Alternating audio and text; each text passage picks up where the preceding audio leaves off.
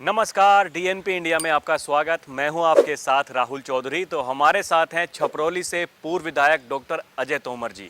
आपको बता दें कि राष्ट्रीय लोकदल पार्टी का शानदार प्रदर्शन इस लोकसभा चुनाव में रहा और उम्मीदें की जा रही हैं कि अब जब उपचुनाव होने वाले हैं तो राष्ट्रीय लोकदल पार्टी या तो मीरापुर सीट से या फिर जो खैर विधानसभा सीट है जहां पर कि उपचुनाव होने वाले हैं वहां पर चुनाव लड़ने की तैयारी कर रही है। तो आज इसी विषय में बात करेंगे कि आखिर कैसी तैयारियां हैं पार्टी की और क्या जो पार्टी के कार्यकर्ता हैं उनमें किस तरह का जोश दिखाई दे रहा है। सर, बहुत स्वागत है आपका। धन्यवाद। तो मेरा पहला सवाल आपसे यही है जी, कैसी तैयारी चल रही है उपचुनाव के लिए?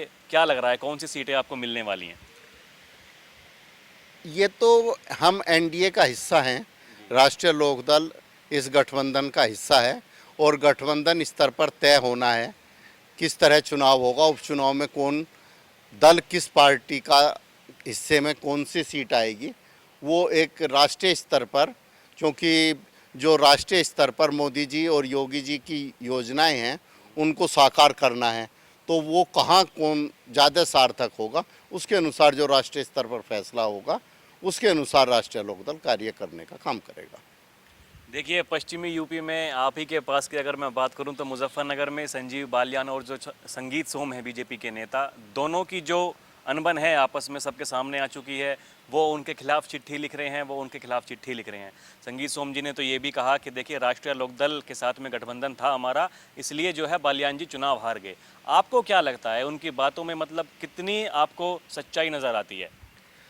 राष्ट्रीय लोकदल का मतदाता चौधरी चरण सिंह का अनुयायी है, चौधरी अजीत सिंह को मानने वाला है और जयंत जी को राष्ट्रीय स्तर पर अपने नेता के रूप में आगे बढ़ाने वाला है।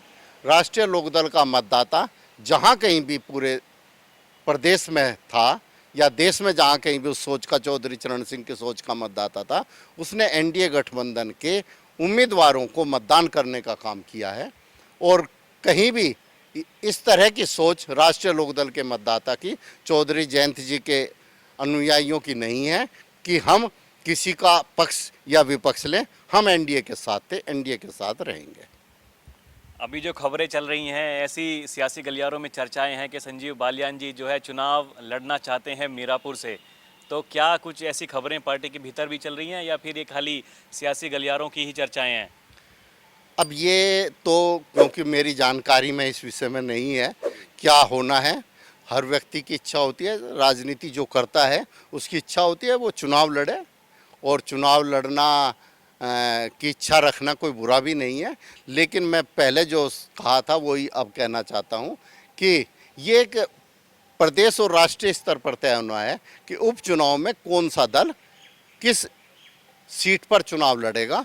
ये नेता हमारे जयंत चौधरी जी, प्रदेश में योगी जी और देश में मोदी जी तय करेंगे। प्रदेश अध्यक्ष और राष्ट्रीय अध्यक्ष स्तर पर तय होगा। जहां पर एनडीए के गठबंधन के रूप में हमें काम करने के लिए कहा जाएगा वहां मजबूती के साथ चुनाव खुद लड़ेंगे। बाकी स्थानों पर हम गठबंधन के सहयोगियों को चुनाव लड़ाने का काम राष्ट्रीय लोकदल करेगा। तो अब चारों सदनों में हिस्सेदारी हो गई है राष्ट्रीय लोकदल की। एक बड़ी चुनौती आपके सामने ये भी है कि जो समस्याएं हैं किसानों कमेरों की, उनको भी अब सुचारू ढंग से पूरा करना है और अच्छे तरीके से आगे के कामकाज करने हैं। तो क्या प्लानिंग आप कर रहे हैं अपने कार्यकर्ताओं के साथ में, किस तरीके से आगे बढ़ेंगे अब किसानों को साधने के लिए? देखिए, वो तो कहते ही हैं कि किसान कमेरों की अगर कोई पार्टी है तो वो राष्ट्रीय लोकदल ही है। किस तरह के आगे के कामकाज होंगे? जहाँ तक आपने कहा कि हम लोग चारों सदनों में हैं, तो ये तो हमारे लिए अच्छी संकेत है कि हम हर सदन के द्वारा देश में और प्रदेश में उन लोगों की बात अपने स्तर पर और जयंत जी के द्वारा मंत्रिमंडल के स्तर पर उठाने का काम करेंगे, जिन लोगों की सोच हमारी सोच से और प्लस एनडीए की सोच से जुड़ी हुई सोच है। और जहाँ तक बात किसानों की है, किसान और युवाओं के लिए जैन जी सदा चिंतित रहते हैं। किसानों की बात को अब तक हम विपक्ष की भूमिका में सड़क पर उठाने का काम करते थे, अब हम सरकार के साथ मिलकर टेबल पर उन समस्याओं की चर्चा करके उनको हल करने का काम करेंगे। युवाओं के लिए रोजगार परक योजनाएं आगे बढ़ें, युवाओं को रोजगार मिले, शिक्षा के क्षेत्र में आगे बढ़ें, इस सोच के साथ जयंत जी कार्य करने का काम करेंगे। जिस तरह के वो बाकी निर्देश देंगे हम उनके अनुसार, जयंत जी के अनुसार कार्य करते रहेंगे। चलिए, बहुत बहुत धन्यवाद सर हमसे बात करने के लिए। तो अभी के लिए इतना ही। आप देखते रहें DNP इंडिया। कैमरा पर्सन प्रिया के साथ मैं राहुल चौधरी। नमस्कार।